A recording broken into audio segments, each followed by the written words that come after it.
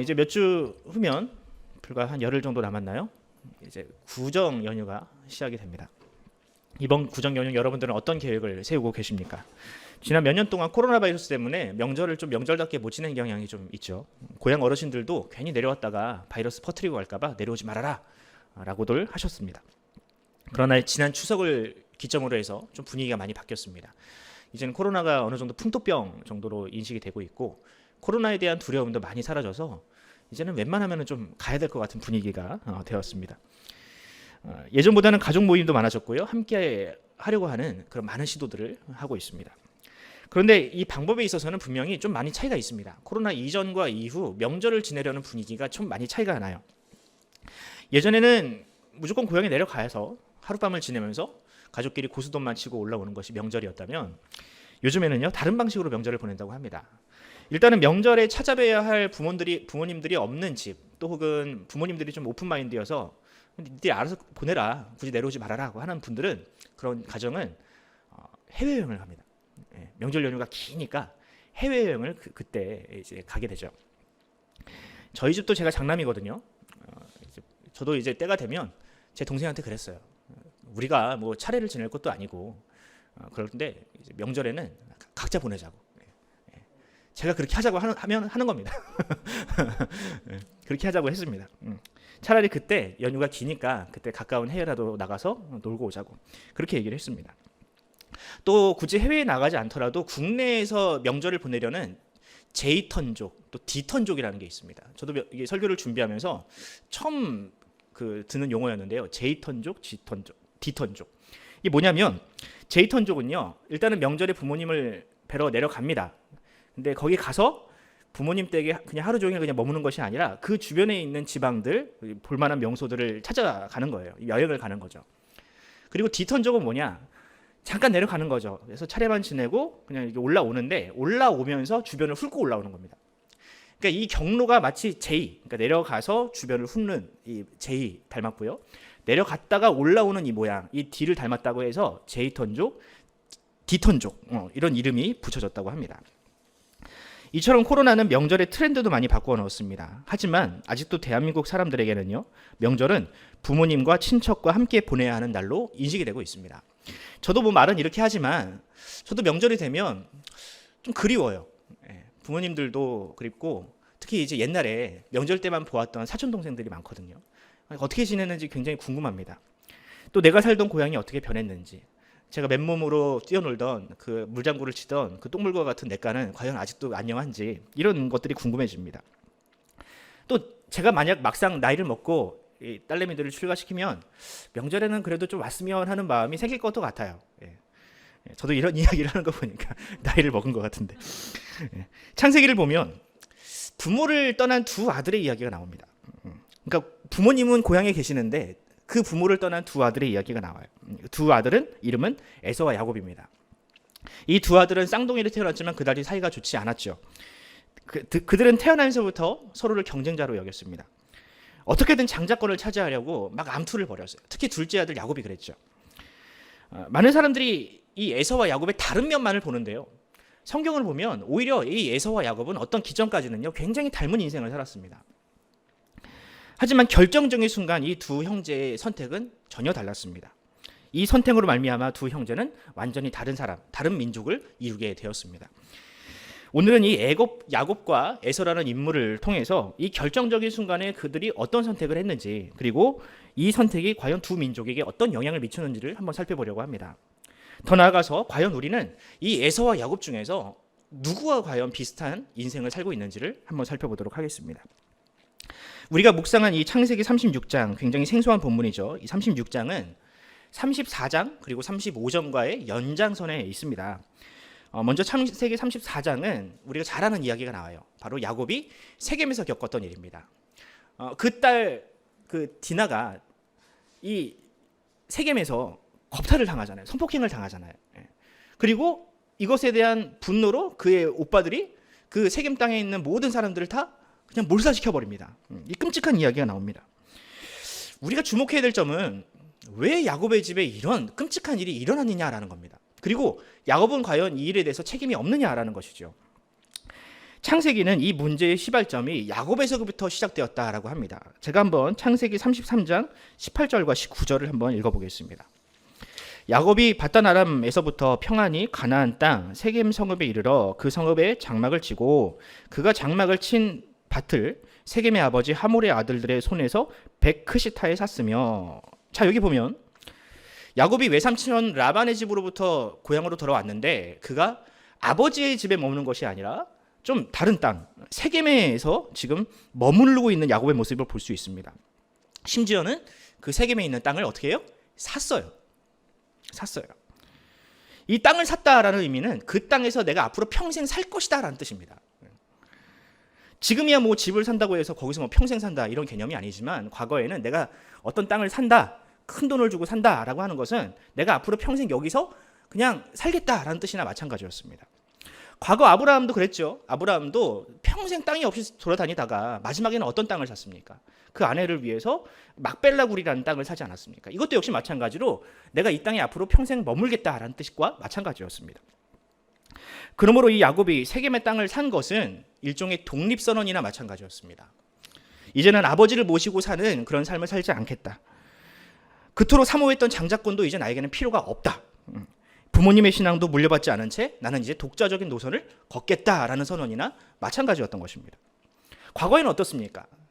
장자권을 차지해서 어떻게든 아버지와 함께 사는 것이 그의 인생의 목표였어요. 하지만 이제는 더 이상 그렇게 살지 않기로 하겠다는 거죠. 하란에서의 살았던 20년의 세월이 그에게는 큰 변화를 경험하게 만들었습니다.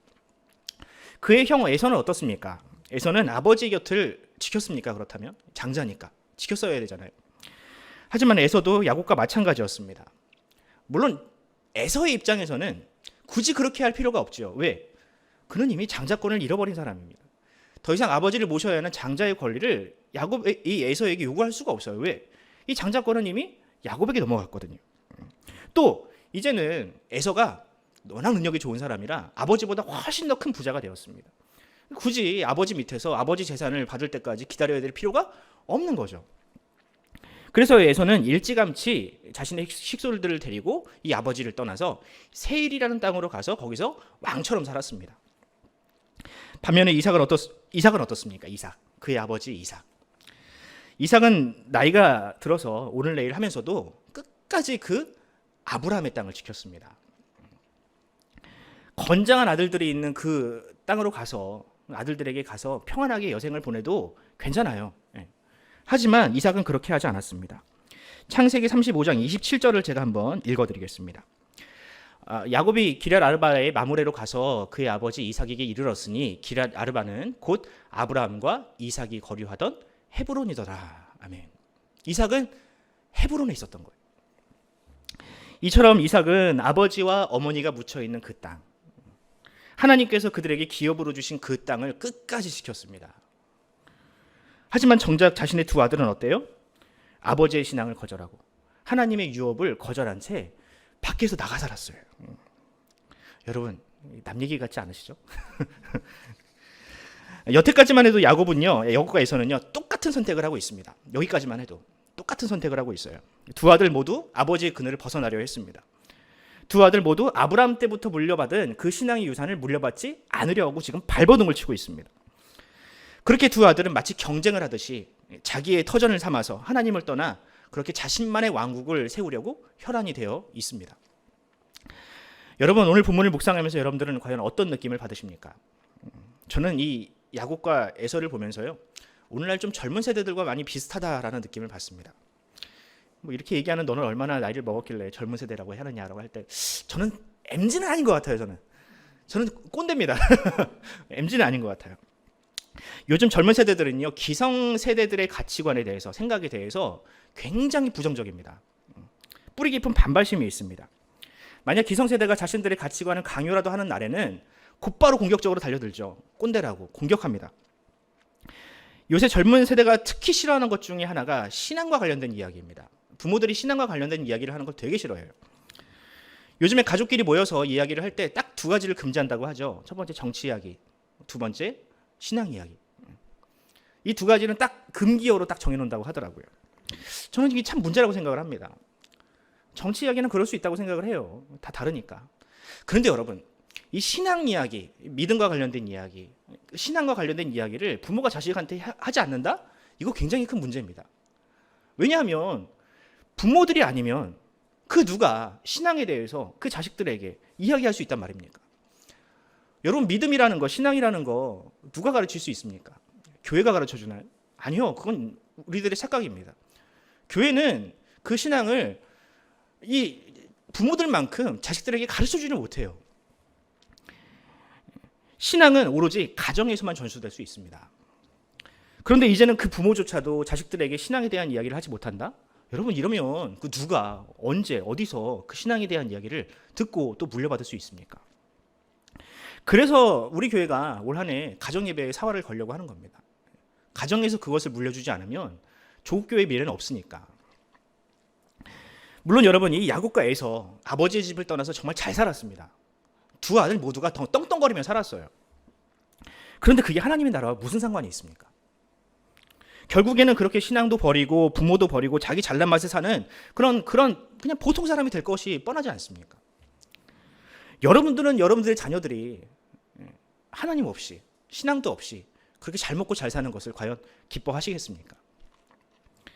그러므로 여러분, 이런 때일수록 우리 부모들이 좀 지혜로울 필요가 있습니다. 가정 예배를 해도 마찬가지죠. 제가 사실은 그 가정 예배에 대해서는 상당히 부정적인 사람 중에 하나입니다. 저는 가정 예배가 제일 싫었어요. 이렇게 얘기할 때는 무슨 뉘앙스인지 다 아시죠? 너무 싫었습니다. 그래서 저는 결혼하고도요, 아직 우리 가정에서 가정 예배를 아직 드려본 적이 없어요. 목사 집안이 그러면 되냐 할 수 있겠지만 제 스스로가 이 가정 예배에 대한 확신이 없어가지고 그랬어요. 여러분, 부모라고 해서 무조건 자녀들에게 가르치기만 해서는 안 됩니다. 물론 미흡하죠, 미숙하죠. 그런데 그 미숙한 존재가 말도 안 되는 얘기를 해도요, 어느 정도까지는 들어줘야 돼요. 미숙한 게 당연하잖아요. 미숙하다고 계속 가르치고 윽박 지르고 하면요, 그 다음부터는 자녀들이 대화를 하려 하지 않습니다. 어느 정도 들어줘야, 어느 시점까지는 부모가 자녀들의 이야기를 들어줘야 그 다음에는 부모들의 이야기도 들으려 하는 것입니다. 그러니까 부모들이 이게 조바심이 나고 그런 게 이게 막 갈급하니까 막 가르치려고 하는데 결국 그러다 보면 부작용이 생길 수밖에 없습니다. 바라기는 우리 푸른 사랑의 교회 모든 가정과 또한 우리 자녀들이 이 부모들이 가지고 있는 신앙을 잘 물려받았으면 좋겠습니다. 그 부모의 신앙을 잘 물려받는 그런 복된 가정이 되기를 간절히 소원합니다. 야곱은 이제 아버지를 떠나 이방인들의 땅 세겜에 정착하려 하고 있습니다. 아마도 이 야곱은 세겜에 살면서도 얼마든지 신앙을 잘 지킬 수 있을 거다라고 생각을 했던 것 같아요. 그들을 전도하고 그들을 하나님의 백성이 되게 하겠다, 이런 각오가 있었던 것 같습니다. 왜냐하면 여러분들이 보시면 알겠지만 이 세겜에서도요, 야곱이 하나님 앞에 제단을 정말 열심히 샀습니다. 그리고 제사도 열심히 드려요. 근데 이것은 야곱의 착각이었습니다. 세상은 결코 호락호락하지 않았습니다. 야곱이 생각하는 것만큼 순수하지 않았어요. 일단 세겜 사람들의 가치관이 너무 달랐죠. 여성을 대하는 가치관이 너무 다른 거예요. 일단 마음에 드는 여성이 있으면 일단 겁탈부터 하고 보는 겁니다. 요즘 그 이슬람들이 유럽에서 정말 난리를 부리고 있죠. 비슷한 거죠. 그뿐입니까, 여러분? 세겜에 살면서 그들의 가정도 변하게 되게, 세상에 물들기 시작했습니다. 그 아들들의 행동을 한번 보십시오. 자신들의 가족이 피해를 입었다고 분노에 차서 그 일가족을, 그 도시 전체를 몰살시키는 정말 어마어마한 끔찍한 범죄를 저지르지 않습니까? 이런 행동들은요, 이방인들의 행동들보다 더 악한 것이었습니다. 결국 이 일로 인해서 야곱의 가족들은 그 가나안 땅에서 공공의 적이 되어버렸습니다. 흉악한 사람들, 나쁜 사람들로 낙인을 찍혀버렸어요. 이제는 그 누구도 야곱의 가족들과 소통하지 않으려 했고요, 이제는 거래조차 하지 않게 되었습니다. 또 이 고대인의 법들이 있잖아요. 눈에는 눈, 이에는 이. 이 법에 따라서 언제 누구를 통해서 복수를 당하고 몰살을 당해도 이상하지 않은 굉장히 위험한 상황에 처하게 되었습니다. 이런 상황에서 과연 야곱이 누구를 의지할 수 있을까? 이미 힘이 다 빠져버린 아버지 이삭을 의지할까요? 그렇다고 에서에게 의지할까요? 사이가 안 좋잖아요. 지금 만약에 에서가 야곱의 편을 들면 에서도 이 가나안 족속들과 전체로 전쟁을 각오해야 되는 그런 상황입니다. 과연 에서가 그렇게 해줄까요? 안 해줄 것 같아요. 그래서 이제 야곱이 할 수 있는 것이라고는 오직 하나님을 의지하는 것밖에 남지 않았습니다. 선택의 폭이 여러 가지였는데 그 중에 하나를 선택한 게 아니라 야곱이 선택할 수 있는 것이라고는 오직 하나님밖에 없었습니다. 그래서 야곱이 베델로 올라갔습니다. 하나님 앞에 두 손 두 발 다 들고 지금 항복 선언을 한 것이나 마찬가지였습니다. 이때 야곱은 과거 세상으로부터 가지고 있었던 모든 흔적을 다 지우기 시작을 합니다. 그들이 집에서 은밀하게 숨겨놓았던 드라빔이라든지 우상단지들을 다 땅에 묻었고요. 귀골이라든지 이방인들의 옷, 그러니까 이방인들과 함께 만나려면 그들의 옷을 입어야 되잖아요. 그 모든 옷들을 다 벗어다가 땅에 묻어버렸습니다. 그리고 오로지 하나님만을 섬길 것을 지금 서원하게 됩니다. 그만큼 야곱은 절박했습니다. 창세기 35장은 하나님께로 돌아가는 야곱의 모습을, 여정을 우리에게 보여줍니다. 야곱은 베델에서 에브라스로, 그리고 베들레헴을 지나 에델로, 그리고 기럇 야르바로 곧 헤브론으로 이르게 되었습니다. 그렇게 이 야곱은 하나님의 기업이자 아버지의 품으로 돌아오게 된 것입니다. 그리고 이제는 이삭이 아니라 야곱이 그 땅의 주인이 되어서 과거에는 그렇게 사모했지만 너무나도 싫었던 그 장자권을 어쩔 수 없이 계승하게 되었던 것이죠. 그럼 에서는 어떤가? 에서는 36장을 보면 야곱과는 정반대의 선택을 합니다. 야곱은 약속의 땅에 올라가기 위해서 자신의 것을 다 버린 이 야곱과는 달리 에서는 정반대의 선택을 해요. 제가 창세기 35장 2절과 또 36장 2절 한번 비교해서 한번 읽어드릴게요. 첫 번째 야곱입니다. 야곱이 이에 자기 집안 사람과 자기와 함께한 모든 자에게 이르되 너희 중에 있는 이방 신상들을 버리고 자신을 정결하게 하고 너희들의 의복을 바꾸어 입으라. 아멘. 이것이 야곱의 선택이었습니다. 야곱은 그동안 이제 우상처럼 여기던 우상들 다 버렸고요. 자신들과 함께 있던 모든 식솔들에게 이방인들의 의상을, 옷을 다 버리라고 명령을 합니다. 앞서 말씀드렸다시피 이것은 내가 앞으로 다시는 이방인들과 어울릴 일이 없다라는 뜻입니다. 다시는 그들과 교류하거나 그들과 만나거나 그들과 친해지려고 노력하지 않을 것이다라는 각오예요. 뒤돌아보지 않겠다는 거죠.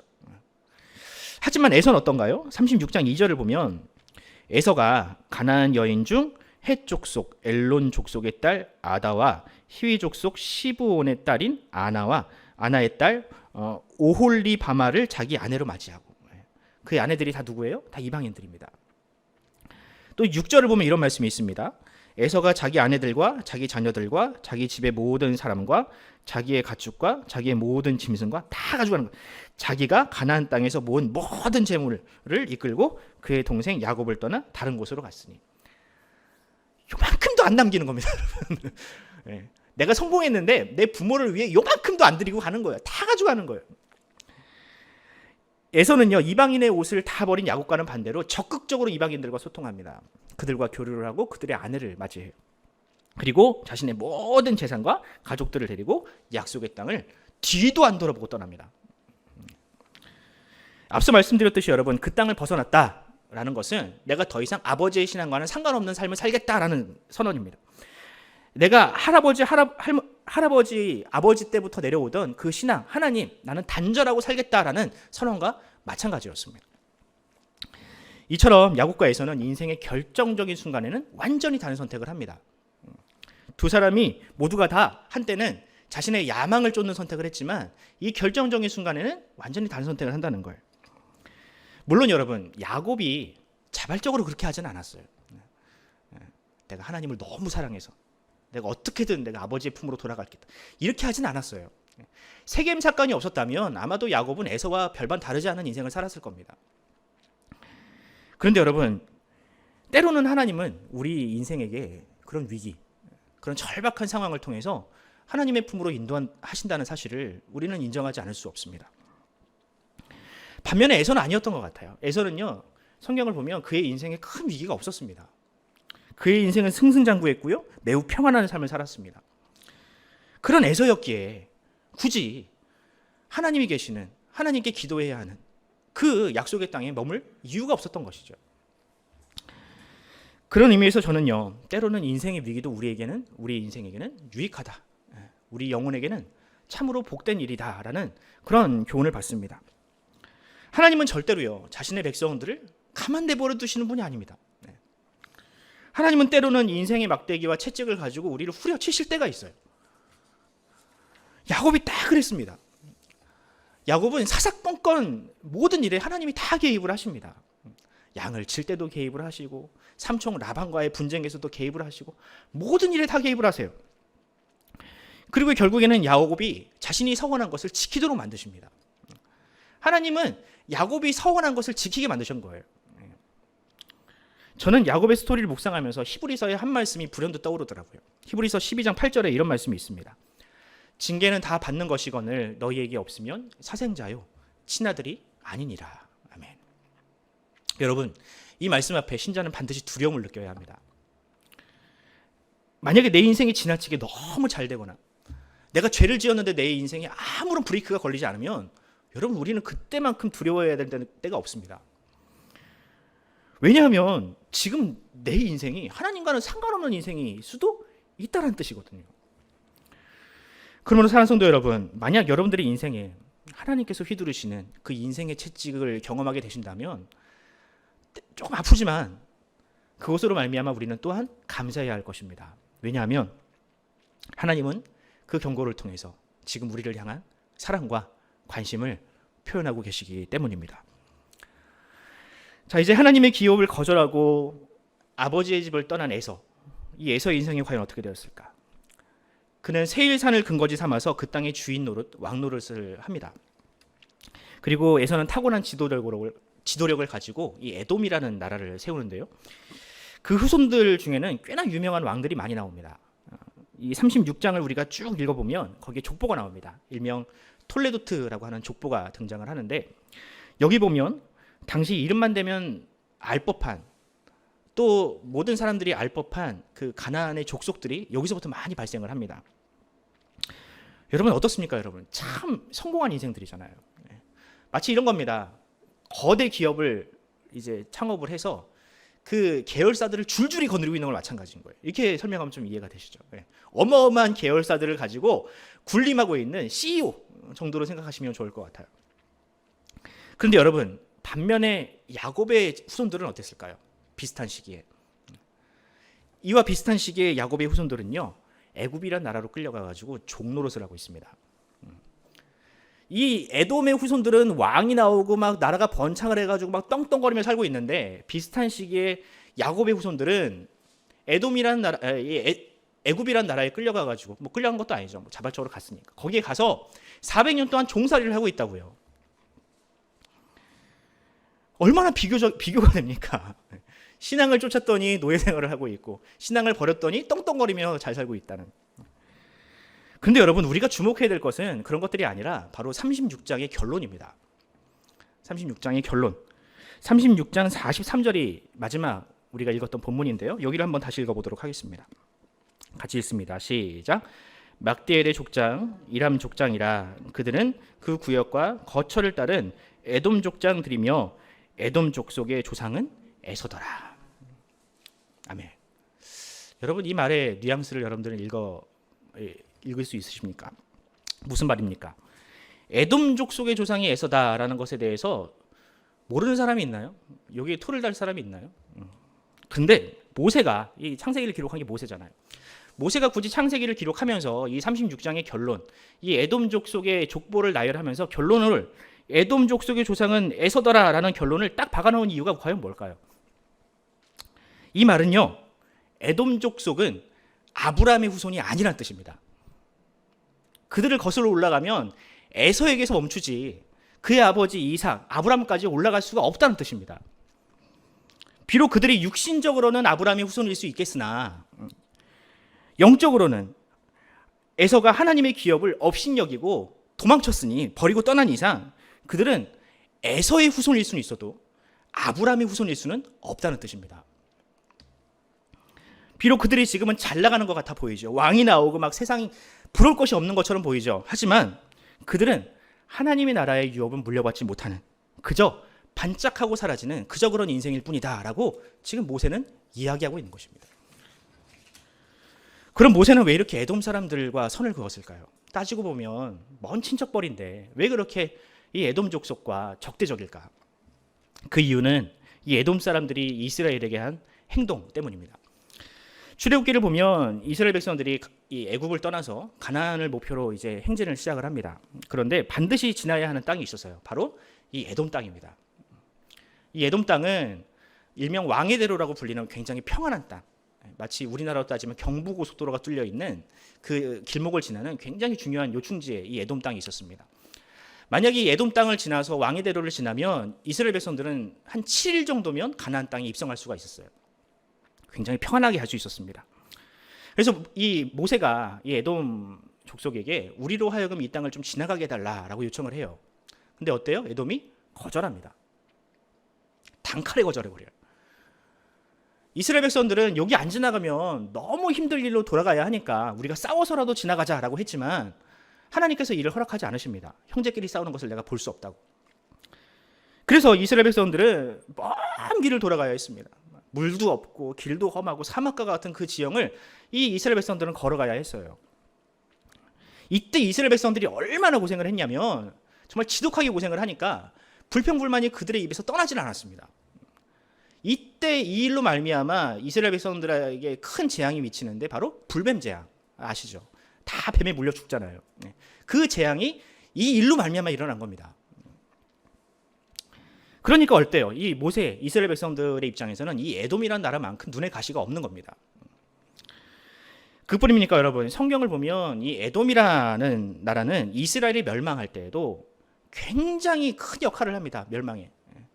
뒤에서 어마어마하게 수작질을 하고요. 또 뒤에서 박수를 칩니다. 이스라엘이 멸망할 때. 오죽하면 하나님께서 그런 에돔을 향해서 이런 경고를 하실 정도일까요?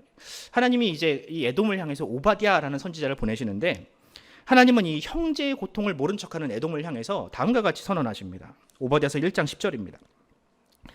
내가 내 형제 야곱에게 행한 포악으로 말미암아 부끄러움을 당하고 영원히 멸절되리라. 아멘. 그래서 모세는 이런 에돔을 향해서 다음과 같이 선언한 것입니다. 우리의 조상은 아브라함이지만 그들의 조상은 에서다.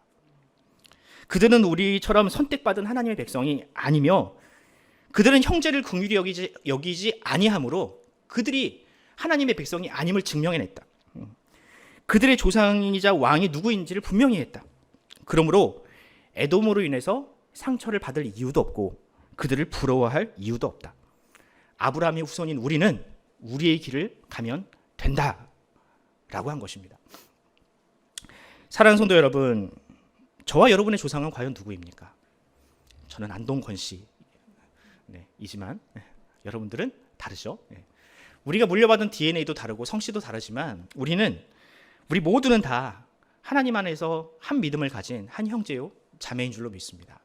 비록 얼굴도 다르고 생김도 다르고 성격도 다르고 모든 것이 다 다르지만 우리가 가지고 있는 이 믿음 하나만큼은 같지 않습니까? 이 믿음으로 말미암아 우리는 하나님 나라에서 아브라함의 자손이라는 그런 이름을 갖게 될 것입니다.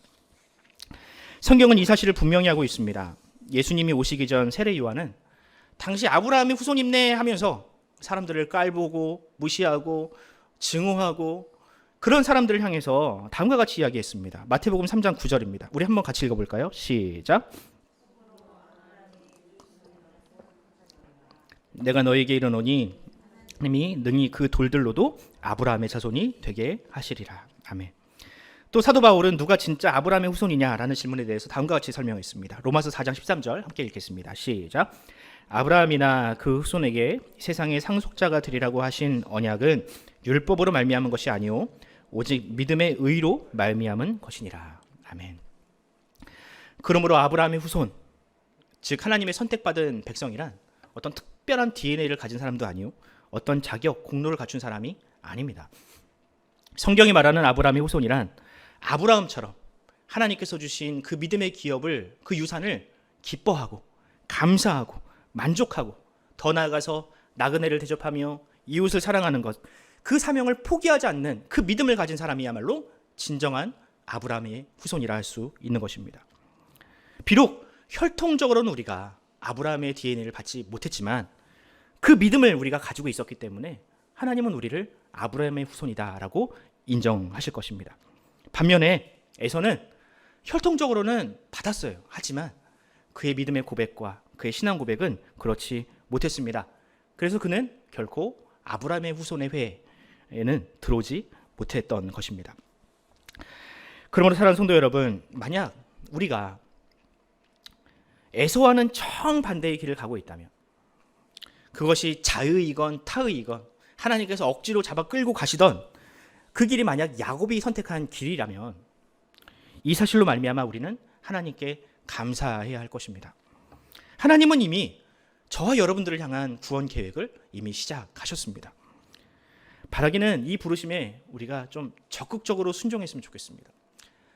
야곱도 결국 자신이 서원한 것을 지킬 수밖에 없었어요. 거절하다가 결국에는 막 된통 맞고 결국엔 돌아왔잖아요. 바라기는 우리가 그 야곱이 했던 고생은 생략했으면 좋겠습니다. 생략하고 하나님의 그 품, 아브라함의 품으로 우리 순적하게 돌아오는 저와 여러분 되기를 간절히 소원합니다. 이제 말씀 읽겠습니다. 저는 오늘 말씀을 묵상을 하면서요, 에서의 길, 또 야곱의 길, 이것을 묵상을 하면서 이것을 교회에도 적용하면 어떨까라는 생각을 해보게 됩니다. 오늘날 많은 교회가 있죠. 하지만 하나님의 말씀을 정말로 바르게 가르치는 교회는 과연 몇이나 될까라는 생각을 하게 됩니다. 또 많은 성도들이 있는데 그 말씀을 정말 정직하게 실천하는 성도들이 과연 몇이나 될까라는 생각을 하게 되더라고요. 물론 이 세상에 완벽한 교회는 없고 또 완전히 성화된 성도는 없을 것입니다. 하지만 최소한 우리가 가려는 길이 에돔이 가려고 했던 그 길은 아니었으면 좋겠습니다. 에돔 같은 교회, 에돔 같은 성도가 아니었으면 좋겠습니다. 그럼 에돔 같은 교회는 과연 어떤 교회인가? 이런 교회는 하나님의 말씀을 내팽개치고, 하나님께서 우리에게 주신 이 말씀의 유산, 하나님의 이 소중한 유산을 내팽개치고 세상이 기뻐하는 그런 방식으로 어떤 성공을 추구하는 그런 교회일 것입니다. 세상에서 유명세를 떨치는 그런 왕과 같은 목회자, 왕과 같은 성도들을 배출하는 교회가 바로 그런 교회겠죠. 그러나 성경은 분명히 이렇게 선언을 하고 있습니다. 그들이 아무리 화려하고 아무리 성공 가도를 달릴지라도 그들의 조상은 에돔이다. 그들의 번영과 잘됨은 하나님과는 전혀 무관한 것이다. 그러므로 우리 교회와 우리 성도들은 미련한 이삭과 같은 길을 갔으면 좋겠습니다. 비록 세상에서는 유명세를 좀 가지지 못한다 할지라도 이삭처럼 묵묵하게 자기에게 주어진 그 분길 안에서 자기가 맡은 자리에서 그 사명을 감당하는 교회와 성도들이 되었으면 좋겠습니다. 비록 좀 트렌드에는 떨어지고 좀 유행에는 뒤처졌다라는 평가를 듣는다 할지라도 정말 하나님의 말씀대로 살아보려고 하는 그런 성도들, 그런 아둥바둥하는 성도들이 우리 교회에 있었으면 좋겠습니다. 야곱처럼 다시는 그 뒤를 돌아보지 않겠다, 내가 다시는 그 세상을 쫓지 않겠다라는 그런 결연한 각오를 가지고 이 세상을 살아가는 그런 우리 교회, 우리 성도들이 되었으면 참 좋겠습니다. 만약 우리가 그 길을 지킬 수만 있다면 하나님은 반드시 우리를 그렇게 불러주실 것입니다. 너희는 푸른 사랑의 교회와 그 성도들은 에서가 아닌 아브라함을 조상으로 삼는 그런 하나님의 백성이라고, 우리가 그런 칭찬, 그런 평가를 받는, 특히 2023년 우리 가정과 우리 교회와 우리 모든 성도들이 하나님 앞에 그렇게 아름다운 평가를, 칭찬을 받는 그런 공동체가 되기를 간절히 소원합니다. 기도하겠습니다.